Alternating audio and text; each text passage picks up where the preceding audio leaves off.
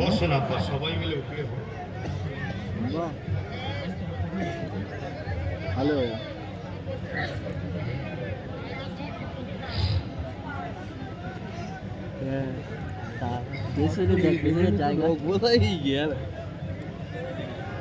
আসসালামু আলাইকুম ওয়া রাহমাতুল্লাহি ওয়া বারাকাতুহু।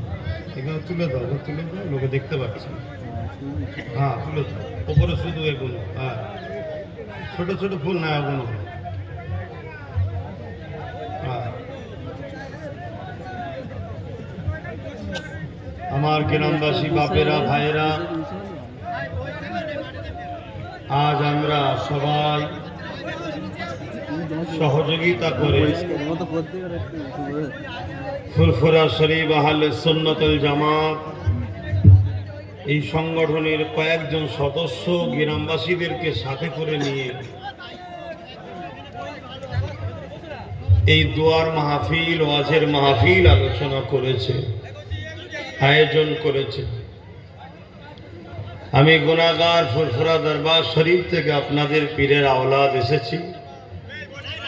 বিশ্বনবী হযরত মুহাম্মদ আরবি সাল্লাল্লাহু আলাইহি ওয়াসাল্লামের নগণ্য একজন গোলাম, আল্লাহর দাস। সংক্ষেপ সময় দিন ইসলামের কিছু কথা আলোচনা করব। এই পৃথিবীতে অনেক ধর্ম আছে, যে যার পছন্দ, যে যার বিশ্বাস, যে যার ভালোবাসা তার কাছে। আমি কারো ভালোবাসাকে, কারো বিশ্বাসকে আঘাত দিতে আসিনি, আর উচিত নয়, ইসলাম আমাকে ইজাজত দেয়নি। আমি এসেছি ইন্নাদ-দীনা ইনদাল্লাহিল ইসলাম, মহান রব্বুল আলামিনের মনোনীত পছন্দনীয় একমাত্র ধর্ম ইসলাম। সেই ইসলামের আলোচনা করতে এসেছি। আপনারা যারা ইসলামের আলোচনা শোনার জন্য এসেছেন, আমি অনুরোধ করব রাস্তায় জাম না করে নিচেই নামার চেষ্টা করুন। কেননা আমার ধর্মের একটা বৈশিষ্ট্য, খুশিয়াত আছে, সিস্টেম আছে, ডিসিপ্লিনকে ইসলাম খুব গুরুত্ব দিয়েছে।